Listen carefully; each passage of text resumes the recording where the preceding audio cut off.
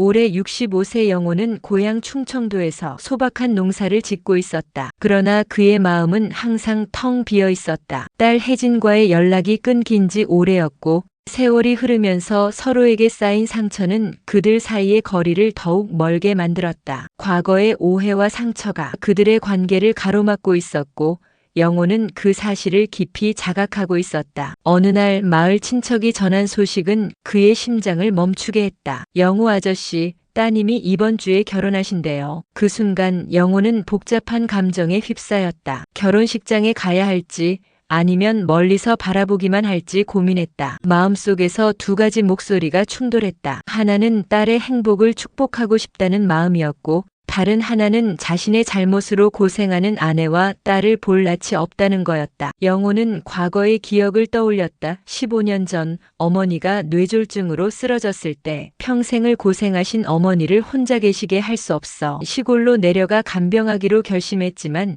그 선택이 아내와의 갈등을 초래했다. 아내는 혼자서 모든 짐을 지게 되었고 결국 두 사람의 마음은 멀어졌다. 그런 그가 지금 결혼식에 참석하는 것이 과연 맞는 일인지 고민하며 영호는 깊은 한숨을 내쉬었다. 그 당시 영호의 어머니가 거동이 불편해지면서 3년 정도면 되겠지 하면서 영호는 직장을 그만두고 시골로 내려가 간병을 하기로 결심한 것이었다. 어머니를 낫게 하기 위해 최선을 다하겠다는 마음이었지만 그 선택으로 인해 돌이킬 수 없는 상태가 된 것이다. 우리 어머니 이제 혼자 못 계셔. 시골에 내가 가서 모셔야겠어. 영호는 단호하게 말했다. 그러나 아내는 눈물을 흘리며 반대했다. 애들 학교는 어쩌고 당신 직장과 생활은 그리고 내일은 어떻게 해? 당신 혼자 가서 살아. 우리는 여기서 살 거야. 그 당시 아내의 말은 영호의 마음을 갈기갈기 찢어놓기만 할 뿐 그를 붙잡지는 못했다. 그날 혜진이 소리쳤다. 아빠는 왜 맨날 할머니만 생각해? 엄마와 우린 가족이 아니야? 그 말은 가슴에 깊은 상처를 남겼다.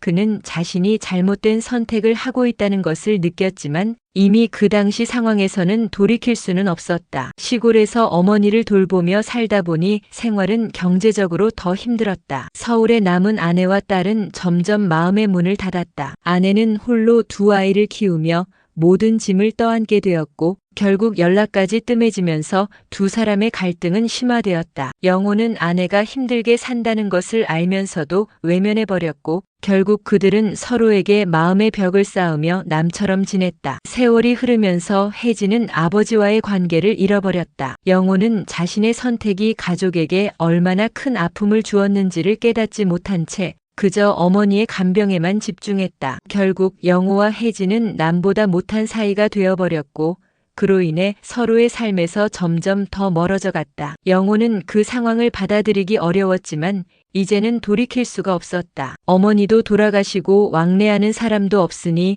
영호는 자업자득이라 생각하면서도 점점 더 외로움을 느꼈다. 그리하여 그는 혜진과의 관계라도 회복하고 싶다는 마음이 커져갔지만 그 길이 얼마나 험난한지 잘 알고 있었다. 결혼식 하루 전 영호는 고향 마을에서 홀로 밤하늘을 바라보며 깊은 고민에 빠졌다. 딸 혜진의 결혼식이 다가오면서 그의 마음은 복잡하게 얽혔다. 그는 혜진이 드레스를 입고 신랑과 함께 행복하게 웃는 모습을 떠올렸다. 그러나 그 순간이 그저 꿈처럼 느껴졌다. 과거의 상처와 후회가 그의 마음속에서 소용돌이쳤다. 결혼식장에 가야 할까?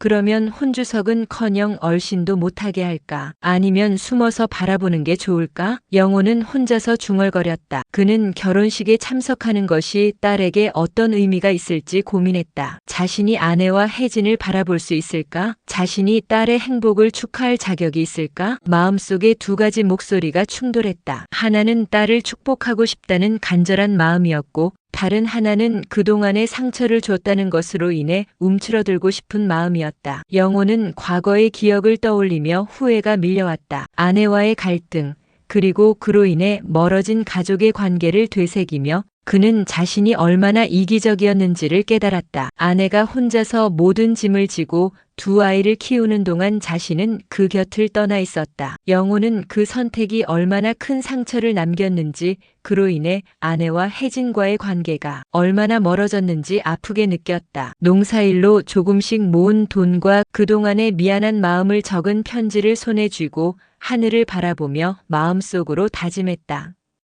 이제라도 마음을 전해야 하나 결혼식에 가는 것이 자신에게 어떤 의미일지에 대해 갈등했다. 하지만 마음속에서 딸에 대한 사랑과 후회가 그를 밀어붙였다. 결혼식 당일 새벽, 영호는 결국 결심했다. 딸 혜진의 새로운 시작을 지켜보고 싶었다. 비록 그동안의 상처가 남아있더라도 딸의 행복을 바라는 마음은 변하지 않았다. 그는 멀리서라도 딸을 바라보며 아버지로서의 존재감을 느끼고 싶었다. 그는 자신의 마음을 전할 방법을 찾기로 마음먹었다. 그가 할 수 있는 최선은 딸의 결혼과 행복을 축복하는 것이었다. 영호는 결혼식이 다가올수록 자신이 어떤 선택을 할지 두려움과 기대가 교차하는 복잡한 감정을 느꼈다. 그는 중요한 한 가지를 뒤늦게 깨달았다. 가족의 사랑은 시간이 지나도 사라지지 않으며 그것을 회복하기 위한 엄청난 노력이 필요하다는 것을, 그리고 꼭 그렇게 해야 한다고 다짐을 했다. 영호는 긴장된 마음으로 예식장에 도착했다. 화려한 꽃장식과 사람들의 웃음소리는 그를 압도했다. 그러나 그의 마음속은 무거운 감정으로 가득 차 있었다. 그는 신랑 신부가 행복하게 입장하는 모습을 바라보며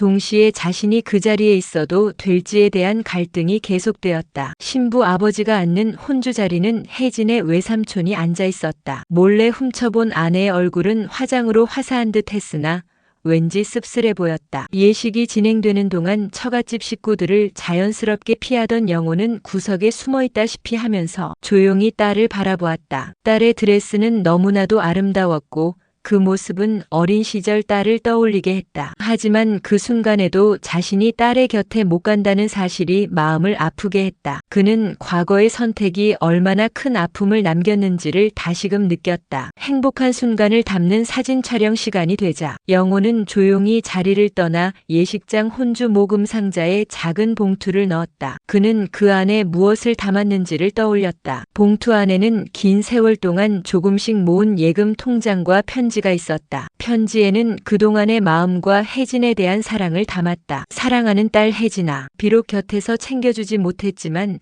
아빠는 늘 내 앞날을 걱정하며 살았다. 이건 아빠가 너를 위해 준비한 작은 마음이야. 내가 행복하다면 아빠는 그걸로 충분하다. 뒤돌아 나오며 영호는 눈물이 나왔다. 그동안의 후회와 그리움이 그의 마음을 짓눌렀다. 그는 혜진이 이 편지를 읽고 아버지의 진심을 느끼기를 바랐지만 그건 욕심일 수도 있다는 생각도 했었다. 아버지로서의 사랑을 전하고 싶었지만 그동안의 상처가 그를 가로막고 있었다. 결혼식이 끝난 후 혜진이 봉투를 발견했다. 그녀는 조심스럽게 봉투를 열고 편지를 읽기 시작했다. 편지를 읽으면서 눈물이 흘러내렸다. 그녀는 오래된 손길이 묻은 통장을 바라보며 아버지의 사랑을 다시 느꼈다. 아빠 이렇게까지 생각해 주셨구나. 그 순간 혜진은 아버지와의 관계를 회복할 수 있는 기회를 찾은 듯한 희망을 느꼈다. 영호는 멀리서 혜진이 편지를 읽는 모습을 바라보며 마음속으로 기도를 하듯 말했다. 내가 행복하길 바란다. 아버지는 항상 너를 사랑하고 있어. 영호는 과거의 아픔이 조금씩 치유될 수 있기를 바라며 새로운 시작을 향한 희망을 품게 되었다. 가족의 사랑이 다시 연결될 수 있는 길이 열리기를 간절히 기도했다. 결혼식 이후 영호와 혜진의 관계는 조금씩 회복되기 시작했다. 혜진이 아버지의 편지를 읽고 눈물을 흘리는 모습이 그의 마음에 큰 위로가 되었다. 그동안 쌓인 오해와 상처가 편지 한 장으로 조금씩 풀려나가는 것처럼 느껴졌다. 아버지로서의 사랑을 딸이 다시 느낄 수 있도록 해줘야겠다고 다짐을 했다. 하지만 영호는 자신이 아내와의 관계에서도 똑같이 노력을 해야 한다는 것을 깨달았다. 결혼식이 끝난 3주 뒤 그는 아내를 만나기로 결심했다. 그동안의 갈등과 상처를 인정하고 다시 가족으로서의 관계를 회복하고 싶었다. 영호는 아내와의 대화를 통해 서로의 마음을 열어야 한다고 느꼈다. 며칠 후 영호는 아내가 일하고 있는 가게에 들렀다. 그녀는 그를 보고 놀란 듯 했지만 곧 다시 일에 집중했다. 영호는 마음속으로 여러 번 말을 되뇌이며 조심스럽게 입을 열었다. 나 이야기하고 싶어. 아내는 잠시 멈칫했지만 이내 고개를 끄덕였다. 그들은 가게 뒤쪽의 작은 테이블에 앉았다. 내가 얼마나 이기적이었는지 깨달았어. 너에게 상처를 주고 혼자서 모든 짐을 지게 했어. 영호는 진솔하게 자신의 마음을 털어놓았다. 아내는 눈을 감고 그의 말을 듣고 있었다. 정말 미안해. 내가 얼마나 그동안 힘들게 지냈을지 몰랐어. 그리고 용기가 없었어.